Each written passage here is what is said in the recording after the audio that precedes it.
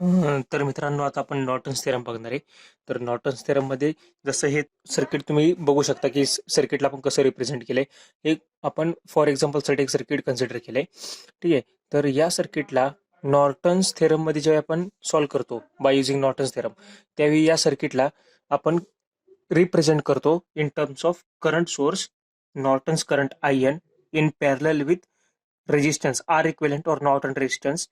ठीक आहे. हे दोन्ही पॅरलल मध्ये कनेक्ट करतो आणि हा जो लोड रेजिस्टन्स आहे हा परत पॅरलल आपण कनेक्ट करणार. ठीक आहे. त्यामुळे इथं करंट डिव्हिजन रूल अप्लाय करून आपण लोड रेजिस्टन्स मधला करंट फाइंड आउट करू शकतो. तर पहिल्यांदा सपोज ही एक बेसिक डायग्राम आपण कन्सिडर केली, तर आपण हा नॉर्टन्स करंट आपल्याला फाइंड आउट करायचा आहे. म्हणजे थेव्हिनिन्स थेरम मध्ये जसं आपण बघितलं की Thevenin voltage source in series with R equivalent असतं, तसं नॉर्टन्स मध्ये नॉर्टन्स करंट असतो. करंट तो फाइंड आउट करायचा आणि it is connected in parallel with Norton resistance. ठीक आहे. And again it is connected in parallel with load resistance. तर आता यामध्ये आपल्याला हा करंट सोर्स फाइंड आउट करावा लागेल आणि आर एन किंवा आर इक्विव्हॅलेंट फाइंड आउट करावं लागेल. तर प्रिव्हियस केसमध्ये जसं आपण आर इक्विव्हॅलेंट फाइंड आउट केला की व्होल्टेज सोर्सला शॉर्ट सर्किट आणि करंट सोर्सला ओपन सर्किट करून सर्किटमध्ये आपण आर इक्विव्हॅलेंट फाइंड आउट करतो बिटवीन टू पॉइंट्स. ठीक आहे. तर तसाच आपण same R equivalent find out करणार आर एन. पण मागच्या केसमध्ये आपण काय केलं की ती ब्रांच ओपन केली, म्हणजे ए आणि बी च्या अक्रॉस आपण व्होल्टेज मेजर केलं, त्याला थेव्हिनिन व्होल्टेज म्हणलेलं. तर या केसमध्ये ती ब्रांच आपण शॉर्ट सर्किट करणार. जसा हा लोड रेजिस्टन्स, ही डायग्राम बघा तुम्ही, एज इट इज सगळं कनेक्शन आहेत. तर लोड रेजिस्टन्सला मी ते शॉर्ट सर्किट केलंय. तर ही ब्रांच फक्त शॉर्ट सर्किट होणार आणि त्या ब्रांच मधला करंट फाइंड आउट केला जाणार. तर त्याला नॉर्टन्स करंट म्हणून नाव आहे.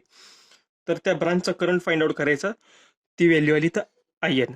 पण जर हीच डायग्राम असली असती आणि आपल्याला सांगितलं असतं की थेव्हिनिन्स मध्ये, तर ही ब्रांच आपण काय केली असती, ओपन सर्किट केली असती आणि इथलं व्होल्टेज मोजलं असतं या आर फोरच्या अक्रॉस. तेच व्होल्टेज लोड रेजिस्टन्सचं झालं असतं. ठीक आहे. तर ही ब्रांच ओपन केली असती, पण या केसमध्ये शॉर्ट सर्किट करणार आणि तिथलं करंट मोजणार. तर हे नॉर्टन्स थेरमचं थेरोटिकल झालं. आता आपण न्यूमरिकल बघू. पण एक लक्षात घ्या, जर असं तुम्हाला पेपरमध्ये असा सपोज हे सर्किट आलेलं आहे, हा लोड रेजिस्टन्स दिलाय हा तुम्हाला 2 ओहमचा, हे सगळे रेजिस्टन्सेस घेऊन आहेत. हा लोड रेजिस्टन्स 2 ओहम दिलाय आणि सांगितलं या 2 ओहम मधला करंट काढा बाय युझिंग नॉर्टन्स थेरम. ठीक आहे. तर बाय युझिंग नॉर्टन्स थेरम आला तरी यूज करायचा का नाही, यूज कुठला, मेश किंवा केसीएल म्हणजे नोडल किंवा मेश अनालिसिसने फक्त फाइंड आउट करणार आपण. या थेरमनी वगैरे कधीच मोस्टली फाइंड आउट नाही करायचं. ठीक आहे. तर या थेरमनी फाइंड आउट, या थेरमचा परफेक्ट एक्झाम्पल काय विचारतात की या आर एलचा नॉर्टन्स करंट काढा. नॉर्टन्स करंट विचारलं आय एन काढायला, तर मात्र तुम्हाला हे शॉर्ट सर्किट करून इथलं करंट काढावं लागेल. बस एवढंच. ठीक आहे. तर आता आपण हे जर एक दोन इम्पॉर्टंट पॉईंट बघू की नॉर्टन्स थेरम आणि थेव्हिनिन्स थेरम मध्ये इक्विव्हॅलेंट काय. तर हा पहिला पॉईंट, हा इम्पॉर्टंट आहे. Norton's theorem is a dual of Thevenin's theorem. इथे विचारतात, हा ड्युअल शब्द इम्पॉर्टंट आहे. हे दोन्ही ड्युअल नेटवर्क आहेत, म्हणजे एकमेकाचे ड्युअल्स आहेत हे. ठीक आहे. आणि हे कुठे यूज केलं जातं, लिनियर ऍक्टिव्ह नेटवर्कसाठी. नॉन लिनियर साठी नाही यूज केला जात. ठीक आहे. तर लिनियर आणि ऍक्टिव्ह नेटवर्क्स मध्ये आपण थेव्हिनिन्स थेरम आणि नॉर्टन्स थेरम दोन्ही यूज करतो. नॉन लिनियर साठी नाही यूज केला जात. तर हे दोन पॉईंट झाले. मोस्टली ह्याच्यावर म्हणजे माझं प्रिडिक्शन आहे की तुम्हाला थेरोटिकल क्वेश्चन्स विचारले जातील असं वाटतं.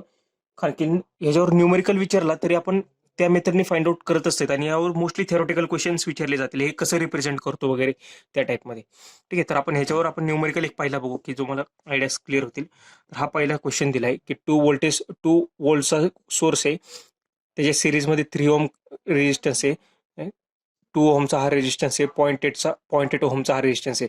Find the Norton equivalent between A and A B. Norton's equivalent find out करायचं आहे. तर नॉर्टन्स इक्विव्हॅलेंट म्हणजे नक्की काय, की जसं तुम्ही या डायग्राम मध्ये बघितलं की नॉर्टन्स करंट फाइंड आउट करायचं आणि आर इक्विव्हॅलेंट. तर एक लक्षात घ्या, या टाईपचा काही क्वेश्चन आला की असं जर पॅरामीटर्स विचारले आणि इथं ऑप्शन्स दिलेले असणार आहेत आपल्याला, मी ते ऑप्शन्स नाही लिहिलेले. ठीक आहे. तर आपल्याला प्रॉपर आन्सर फाइंड आउट करायचे. तर ऑप्शन्स पेपरमध्ये घेऊन येत, मग ऑप्शन्स इलिमिनेट करण्यासाठी पहिल्यांदा तुम्ही नेहमी आर इक्विव्हॅलेंट फाइंड आउट करा, की हा फाइंड आउट करणं सगळ्यात इझी असतं. काय, आर इक्विव्हॅलेंट. काय करायचं, सिम्पली हे शॉर्ट सर्किट करायचे. हे शॉर्ट सर्किट केलं तर डायग्राम अशी झाली, 3 ओहम आणि 2 ओहम, 0.8 ओहम. आता हे तुम्ही बघू शकता 3 ओहम आणि 2 ओहम कसं कनेक्शन आहे, पॅरलल मध्ये कनेक्शन. हे तर बरोबर आहे, मी तुम्हाला लास्ट टाइम सांगितलेलं की कसं राहतं पॅरलल कनेक्शन. तर हे हे दोन पॅरलल झाले, कारण की हे दोन स्टार्टिंग आणि एंडिंग पॉईंट एकमेकाला कनेक्टेड आहेत अक्रॉस. त्यामुळं बघा तुम्ही 3 पॅरलल टू. 3 पॅरलल टू म्हणजे कसं 3 इंटू 2 डिवायडेड बाय 3 प्लस 2. ठीक आहे. तर 3 into 2 6 divided by 5 is equal to 1.2. तर ह्या दोघांचं आलं 1.2 म्हणजे हे असं, आणि हा 0.8 ओहम ॲज इट इज जसा घेतलाय तसा इथे लिहिला. तर हे दोन्ही आता सिरीजमध्ये झाले. मग 1.2 plus 0.8 is equal to 2 ohm. जसं तुम्ही इथं बघू शकता हे 2 ओहम झाला. तर हा आर इक्विव्हॅलेंट. तर क्वेश्चनमध्ये पहिल्यांदा हे लगेच फाइंड आउट करायचं आणि बघायचं की हा 2 ओहमचे कुठले, मग ते ऑप्शन्स घ्यायचे आणि बाकीचे ऑप्शन्स इलिमिनेट करून टाकायचे. ठीक आहे. तर हे तर झालं. आता आपल्याला नॉर्टन्स करंट काढायचंय. म्हणजे ही जी ब्रांच आहे ना, ही ब्रांच आता काय करणार तुम्ही, शॉर्ट सर्किट करणार, जशी इथं केलेली. आता ही ब्रांच काय करणार तुम्ही, शॉर्ट सर्किट करणार. हा, आता शॉर्ट सर्किट करणार. आता मला इथला करंट काढायचा आहे. ठीक आहे. तर इथला करंट काढण्यासाठी पुन्हा एकदा आपल्याला बेसिक्स मध्ये जावं लागतं की आता बाय युझिंग विच मेथड. ठीक आहे. केव्हीएल तुम्ही अप्लाय करा किंवा केसीएल अप्लाय करा. तर केव्हीएल जर इथं अप्लाय केलं तर इथं एक इक्वेशन आणि या लूपमध्ये एक इक्वेशन, म्हणजे 2 इक्वेशन काढणार, परत ते 2 इक्वेशन पुन्हा सॉल्व्ह करणार. तर यामध्ये जास्त टाइम जाणार. तर आपण बाय युझिंग केसीएल आपण फाइंड आउट करू. तर हा एक नोड झाला, या नोडचं व्होल्टेज झालं व्ही. ठीक आहे. तर आता आपण केसीएल अप्लाय करू. मी आता काय झूम करतोय की असा हा करंट बाहेर जातोय, इकडे पण करंट बाहेर जातोय आणि इकडे पण करंट बाहेर जातोय. ठीक आहे. तर V -2 divided by 3. V -2 divided by 3. V हा रेफरन्स नोड आहे ना 0 व्होल्टचा. V -0 divided by 2. V -0 divided by 2 plus V -0 divided by 0.8. V minus म्हणजे व्ही अपॉन 0.8. तर हाच झाला नॉर्टन करंट. ठीक आहे. तर हीच व्हॅल्यू झाली आहे आय एनची. ठीक आहे. तर व्ही अपॉन 0.8 म्हणजेच नॉर्टन करंट आहे. हे कळलं ना तुम्हाला. हा व्हिडिओ मी व्यवस्थित बनवलाय, तुम्ही एकदा बघा तो. ठीक आहे. तर आता हे मी काय करणार, सगळ्यांचा छेद मी सेम करायचा प्रयत्न. मग या दोघांसाठी मी पहिल्यांदा केलं 3 इकडे मल्टिप्लाय, 2 इकडे मल्टिप्लाय, हे केलं divided by 6. He value as it is घेतली. मग पुन्हा मी इकडे 6 न मल्टिप्लाय, इकडे पुन्हा 0.8 ने मल्टिप्लाय. तर हे इक्वेशन मला मिळालं. हे दोन इकडे गेल्यामुळे 0 झाले. ठीक आहे. तर हे इक्वेशन मी सॉल्व्ह केलं. म्हणजे 1.6 minus 3.2 plus 2.4 V plus 6 V is equals to 0. हा मायनस 3 व्ही हा इकडे आला प्लस 3 व्ही, जसं इथं बघता. 1.6 प्लस 2.4 प्लस 6 हे आलं 10 व्ही. ठीक आहे. तर व्ही इज इक्वल टू काय आलं 3.2 अपॉन 10 म्हणजे 0.32 व्होल्ट्स.